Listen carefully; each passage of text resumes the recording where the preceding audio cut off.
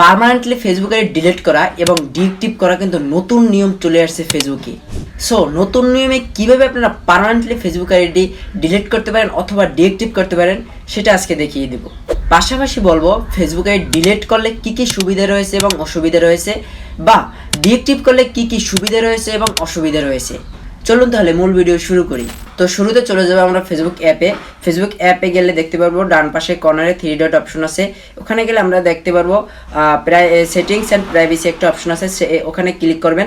তারপরে আসবেন সেটিংসে আসলে দেখতে পাবেন উপরে বক্সের ভিতরে, এখানে ক্লিক করবেন। ক্লিক করলে একটু নিচে আসলে দেখতে পারবেন পার্সোনাল ডিটেলসে ক্লিক করবেন। এরপরে 4 নম্বরে যে একটা অপশন আছে অ্যাকাউন্ট ওনারশিপ অ্যান্ড কন্ট্রোল, এখানে আপনারা ক্লিক করবেন। এখানে এরপরে যে দ্বিতীয় অপশনটা আছে ডিএক্টিভেশন এবং ডিলেকশন, এখানে আপনারা ক্লিক করবেন। এখানে ক্লিক করলে আপনারা এখানে যদি আপনারা চান ইনস্টাগ্রাম আইডি সহ ডিলিট অথবা ডিএক্টিভ করবেন তাহলে করতে পারবেন। আমি শুধু ফেসবুকটা দেখাই দিচ্ছি, ইনস্টাগ্রামেও সেমভাবে আপনারা করতে পারবেন।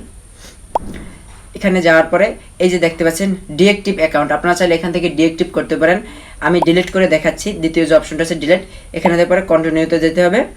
কন্টিনিউ গেলে এখান থেকে যে কোনো একটা রিজন দিতে হবে আমাদের, যে ফেসবুক জানতে চাচ্ছে আপনি কোন কারণে ফেসবুক আইডিটি ডিএক্টিভ অথবা ডিলিট করতে চাচ্ছেন।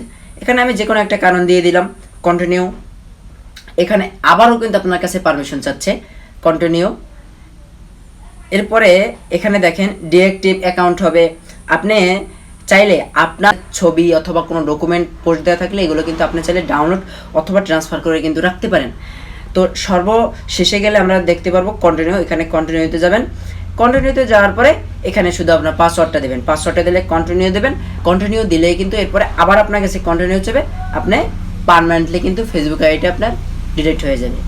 আপনি যদি 15 থেকে 20 দিনের ভিতরে আবার ইউজার আইডি পাসওয়ার্ড দিয়ে লগ ইন করেন তাহলে কিন্তু আপনার আইডিটা পার্মানেন্টলি ডিলিট হবে না। আপনি যদি পার্মানেন্টলি ডিলিট করতে চান আপনি 15 থেকে 20 দিনের ভিতরে আইডিটি লগ ইন করবেন না। আজকে ভিডিওটা কেমন লাগছে অবশ্যই কমেন্ট করে জানিয়ে যাবেন। আর যদি ভিডিওটা একটু ইনফরমেটিভ মনে হয়ে থাকে অবশ্যই লাইক এবং সাবস্ক্রাইব করতে ভুলবেন না। তো আজকের মতো আমি রাজীব এখানে বিদায় নিচ্ছি। ধন্যবাদ সবাইকে। আসসালামু আলাইকুম।